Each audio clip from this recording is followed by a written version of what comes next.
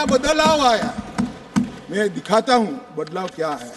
मान्यवर, 2014 के पहले और आर्टिकल 370 नाबूद होने के पहले आपने देखा होगा आतंकवादियों के जनाजों में 25-25 हजार की भीड़ आती, क्योंकि हमने निर्णय किया है जो भी आतंकवादी मारा जाएगा उसी जगह पे संपूर्ण धार्मिक सम्मान और रीति रिवाज के साथ वहीं दफना दिया जाएगा। ये जो कह रहे हैं क्या बदलाव आया, मैं दिखाता हूं बदलाव क्या है। मान्यवर, आज मैं इतना कह रहा हूं कि हमने एक बहुत बड़ा कठोर निर्णय सुरक्षा की दृष्टि से हमने उठाए हैं। मान्यवर, मैं आज बताना चाहता हूं, पहले 2014 के पहले और आर्टिकल 370 नाबूद होने के पहले आपने देखा होगा आतंकवादियों के जनाजों में 25-25 हजार की भीड़ आती। मैं सभी सदस्यों को कहना चाहता हूं, एक भी दृश्य अभी देखा है 370 के बाद?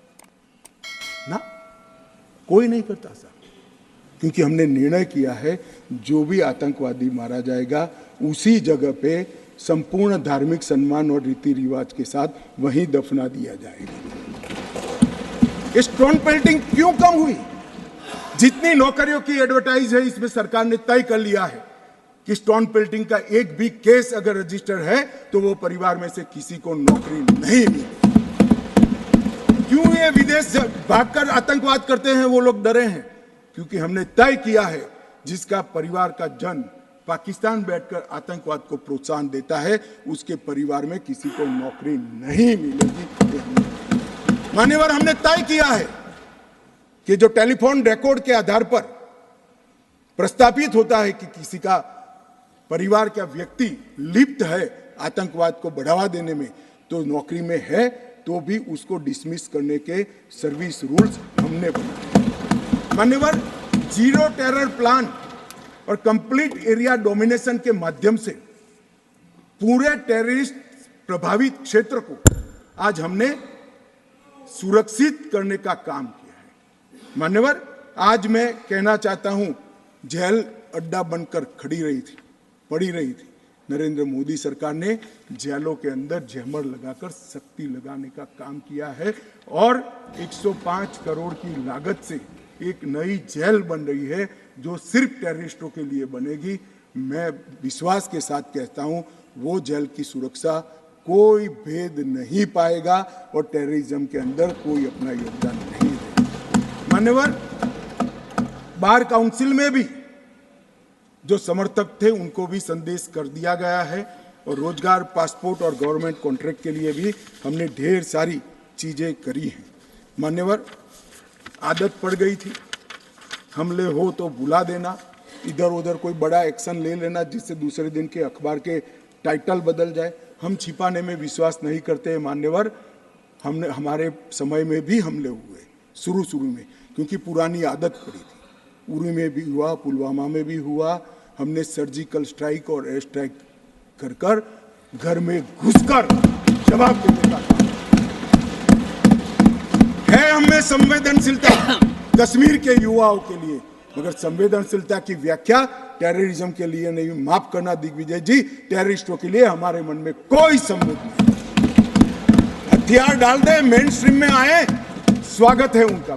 मैं आज भी कहता हूं, नॉर्थ ईस्ट में कई लोग हथियार डालकर मेन स्ट्रीम में आए हैं। अगर कश्मीर में भी युवा भले हाथ में हथियार पकड़ा हो, हथियार डाल दे, कानून की अदालत के शरण में आए, हम उसका स्वागत करते हैं। संवेदना से हमारा हृदय भरपूर। मान्यवर, हमने जो किया है वो युवाओं के लिए किया है।